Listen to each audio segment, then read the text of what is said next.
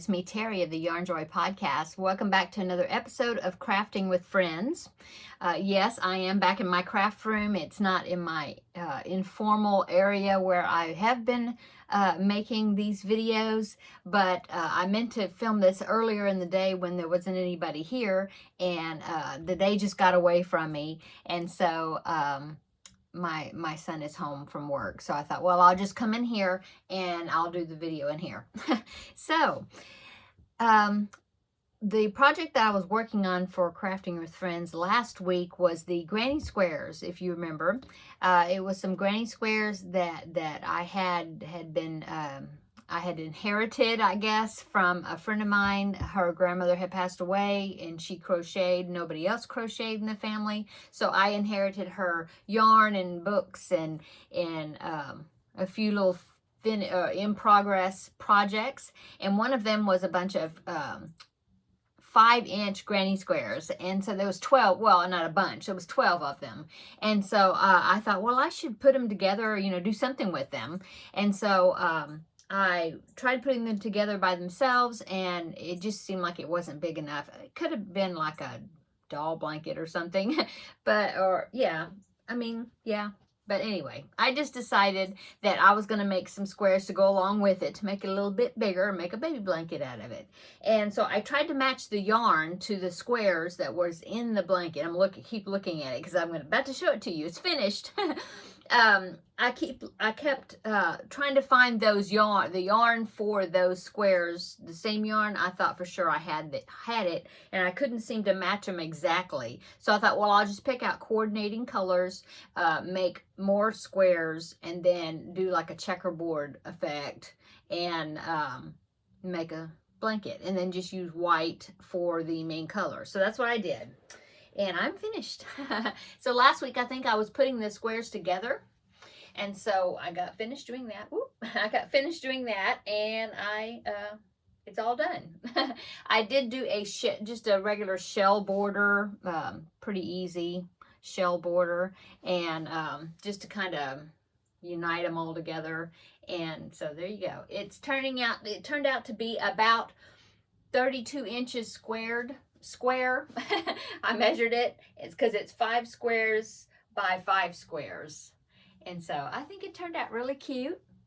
And so I'm glad to be finished with it. I'm glad that these squares, the blue ones right here, these were the ones that my friend's grandmother had made, and it was in all the yarn that was given to me. And then these squares, the purple, yellow, and then this minty green, I thought it was this color, but it's not. But I think it coordinates fine. Anyway, those were my squares that I made and added to it. So there you go. Okay, so that is what I was working on. And a little story about this. So I was putting the squares together, and I got to the very last square, and because I was doing a join as you go type process for putting them together, and that involves the last granny square round of the white. And so I had gotten this last square, I think it was this one, I don't know, but anyway, I got the last square put together I got it joined together on 2 sides. No, I had one side finished. I joined this side. I started joining this side, and I got to about right here, almost finished joined. And of course, I still had this side that I didn't have the white on, and I ran out of yarn. I can't believe it. I ran out of white Red Heart Super Saver, and so I played yarn chicken and lost. And so I did not have, of all this yarn I have back here, I didn't have any more Red Heart Super Saver, because if you're familiar, different brands of yarn, even though it says white, if you hold them up side by side, you can usually tell a difference. It's not exactly the same white, And so I definitely wanted to use Red Heart Super Saver in white, because that way I knew it would match exactly. And so I thought, well, I'm going to have to make a Walmart run and get the white yarn so then I could finish it, because I just had that one square to connect, and then I wanted to do a border around it. And so what I did, I knew that we were going to see my mom this past weekend, and so I thought, well, she had said that she needed to go to Walmart to pick up some things, and so I decided to wait, and then I waited till this past Saturday and took her to Walmart for her to get her things, and then I picked up the yarn that I needed. So what else did I do at my mom's house? Well, like I said, I took her to Walmart and we did that, and then we got lunch and we had lunch together, and then I started kind of going through a few things at her house, you know, kind of organizing some stuff, and not organizing, but just kind of going through and looking at some old things, you know, that were some of my grandmother's items and different things. Well, I found a big stack of record albums, and this I had several of them that were mine, and they were mine when I was like a teenager, a young teenager, like in what we call junior high. Some of you call it middle school, but like grades 7 and 8, that era, 6, 7, and 8, maybe those grades, and then also a little bit in high school, not much, mainly because I don't remember buying record albums that much when I was in high school. I think by then we kind of got on to doing using cassette tapes instead of records. And so the majority of the records, like I said, they were albums, and they were from like the late 70s or very early 80s, but more in the 70s. Anyway, I found several record albums that were mine, and so that, you know, from way back.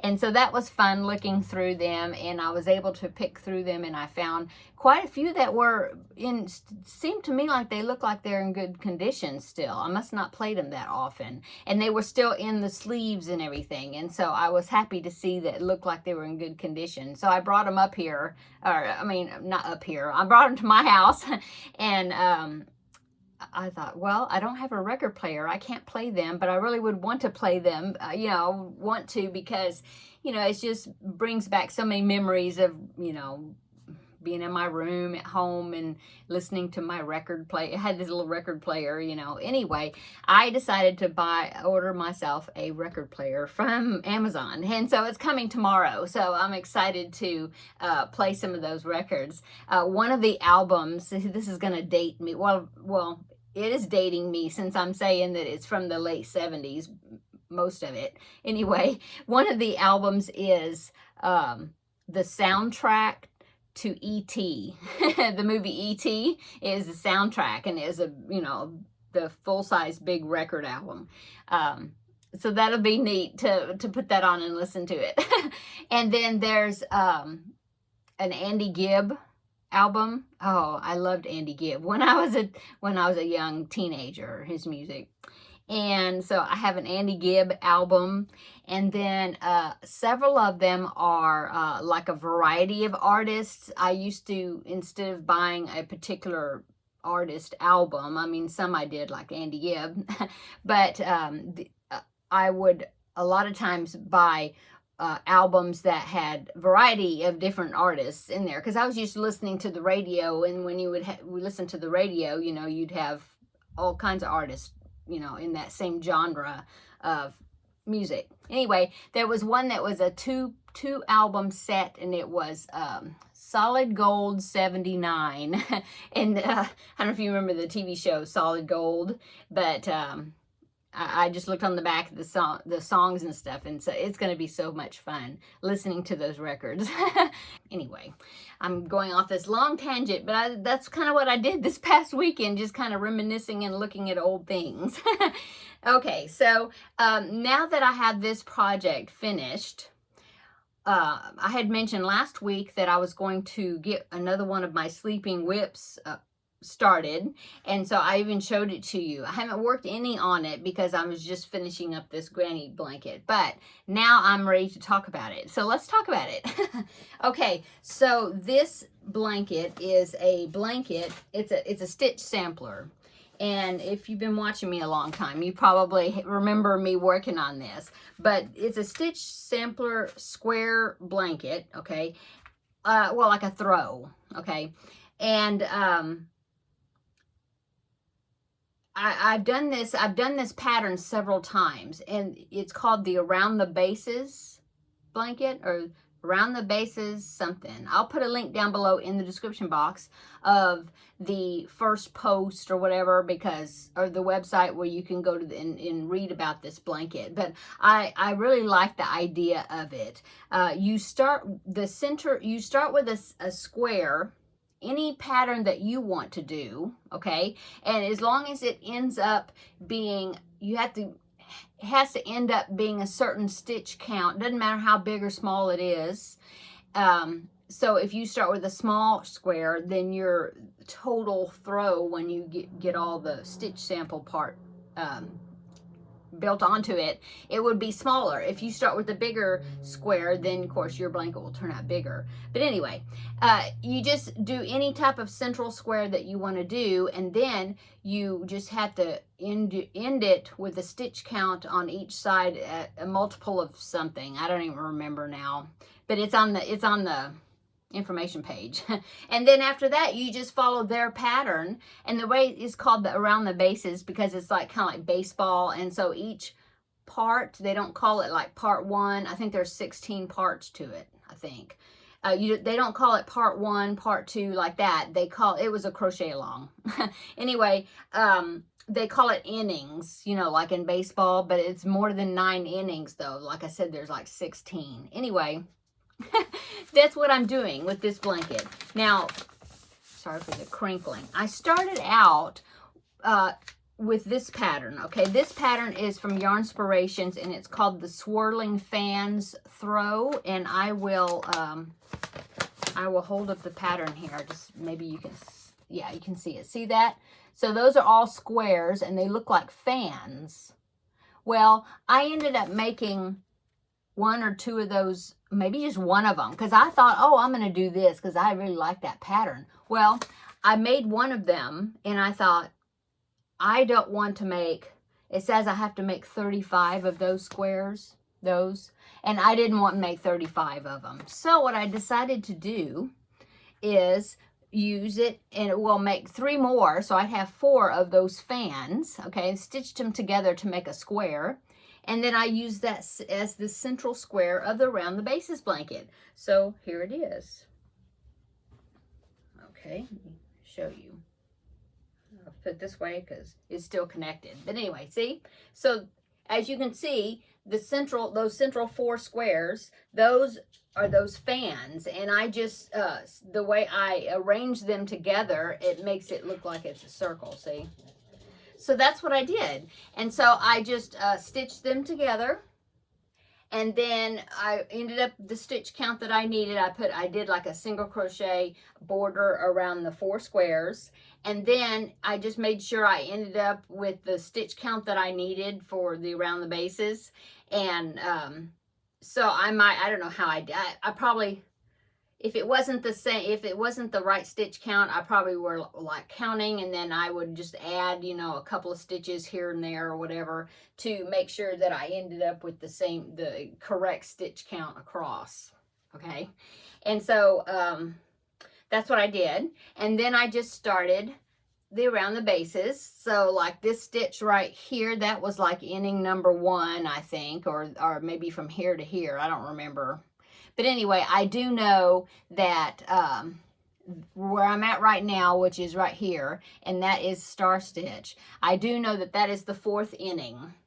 So I know this block stitch, that section, that was like the part 3 or the 3rd inning. So maybe that bobble stitch was the 2nd, and then this down here was the 1st, maybe, I guess. Anyway, so that's what I'm doing with this. Now, let me talk about the colors. Okay, so I had these 2 big cakes, Caron cakes, and they're called Caron Big Cakes, and I got them from Tuesday morning, and I think I had 3 of them. I think I had 3. I think so. Anyway, this colorway is called Cherry Cake. And I just thought it was really pretty, those colors. So I counted to see how many colors were in that repeating colors, okay? And there's 5 different colors. And so I thought, okay, well, I will do one of these swirling squares, you know, in each of the 4 colors. And then that border right here, that light pink, that's the 5th color that's in this cake. Okay, so I color controlled it. You know, I took it apart when I needed to, and I just had 4 squares, you know, of all that one color. I didn't let the color change. In other words, if it changed before I finished the square, then I just cut it. And I dug into the next square or whatever I mean, not square, the cake. I deconstructed the cake to get this color to continue. Okay, and then so that's what I did for the middle. And then all I'm doing as far as these colors is I'm just following the order of the way it's flowing in the cake. And each part or each type of stitch, I use that color, and then when I go to the next stitch, then I change to the next color in order, you know. And then now this one, I did do the gray on both sides of that bobble stitch just because I thought it would look better, okay? And then you see, then I did the purple, and then with the block stitch, I did it in order. It was the purple, then the brown, then the pink, then the gray, and then the light color. I think that's it's a light, very light pink. Anyway, so that's what I did. And then see, after that light pink was the purple, and then it was the brown goes next. And then as you can see past that brown is, sorry, I'm looking at the camera instead of you. I'm sorry. I'm still bad habit of doing that. So after that brown is pink. So after I do this star stitch, then the next one is going to be the pink again, where the next stitch will be. Anyway, so that's what I'm doing, and that's how it's coming out. I really like the way the colors are. The reason I stopped this, I mentioned this before, is because, see, I am on the star stitch, and I do not like the star stitch. And so I just kind of did so much of it, and then I quit. And so, yeah, so that's where I'm at. But I did look at the pattern, and this is the last star stitch round that I have to do before I change to another stitch. So that's good. Except that the star stitch, it takes 2 rounds to complete the whole pattern. Sorry, my watch is beeping. Yeah, I forgot to silence it. Let me shush it up. Okay, so that is what I am doing. And so I have this full cake right here that I haven't even gotten into yet. And then here in my tote bag, I have the cake that I've been kind of deconstructing. And oh, there's my hook stuck in there. This is the one I've kind of been taking apart to get my colors. And then I even have inside here, let me see. Inside there, see, are the balls of as I'm taking them apart, the separate colors. So that way, if I, you know, depending on what color I need, then that's the color I use for, you know, anyway. I don't know if I'm making any sense. But anyway, that's what I'm doing. I'm color controlling, and I think it's working out fine. Color controlling, but following the color, the color sequence. Okay, so yeah, that is what I'm going to start working on now. Oh, and my hook, since I found it stuck in that cake, it is an H hook, which is a 5mm. Okay, so that is the hook. I'm glad the hook was still in there with it. I should have looked in my book to see when I worked on this last, because I don't even know if I worked on it last year or if it was the year before that. I have it written in my notebook, but I just, I forgot to look. Anyway, so that's what I'm doing for Crafting with Friends. The next project that I'm going to be starting. I appreciate everybody. I had asked what everybody else was working on, and I had people comment and tell me what you were working on. So thank you. That's fun because it makes me feel like, yes, we're crafting with friends. We're working on things while we're talking, we're working on things together. So that's cool. And also, even in my Facebook group, somebody had posted a picture and showed me the things that she was working on while she was watching my video. So that's fun. So what else have I done? Well, let's see. laundry today. I always have a mountain of laundry because I tend to only do laundry like once a week. And so, once a week, but it usually takes me several loads, so it'll be like over 2 or 3 days probably. I mean, I did 1 load yesterday. Today I'm going to do a load. In fact, I need to go put it in the dryer. And then I have 1 more load to do. I probably won't do it until tomorrow, and then I'll be caught up. So that's what I was working on. That and dishes and oh, and then my Tuesday Tidbits video, which is going to be coming out in just a little bit. I'll film it right behind this one. I was working out what I was going to do for that. And so I was working on that. Oh, and I'm working on my Feel Better Friend doll. I totally changed the hairstyle. I was going to do one way, and I even had the hair attached, and I totally took it off. It was not working out at all. And so started over, different yarn. It wasn't quite the right color anyway that I was using previously. And so my husband and I stopped at Joann's on Sunday on the way home from church, and I found the color that I think would be much closer to the color that the little girl has that the doll's going to. And so anyway, it's finished except for me stitching that hair on. It was kind of like a wig, not a cap, but like the hair, you did it, crocheted it separate away from the doll, you know, and then after it was finished, then you stick it on the doll, and then you have to pin everything down in the place where you want it, and then, you know, tack it down. So that's what I'm doing right now, is I'm sewing that hair down, and once I get it finished, it will be finished. So probably Thursday for my regular podcast video, whatever, I will have it as a finished object, and then I can go ahead and get it in the mail, which is awesome. So that's what I'm working on. And so what have y'all been doing? Have y'all been working on some fun, exciting things? My Tuesday Tidbits video that's coming out in just a little bit is going to show you a few options to make different types of Valentine's items, since Valentine's Day is coming up. And so I'm hoping that maybe you'll find a project or something that I talk about and show in there that you may be interested, or give you a good idea to make something for Valentine's if you need to. So I guess that's it. I'm just kind of rambling and visiting. So I need to go ahead and go so I can film the Tuesday Tidbits video. So I hope everybody's having a wonderful week so far. And check out my Tuesday Tidbits video. And then in 2 days, we'll have a visit for the regular Yarn Joy podcast video. And I will show you the other things that I've been working on for this week.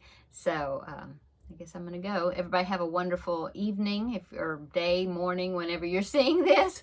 And we will see you in the next video. Bye.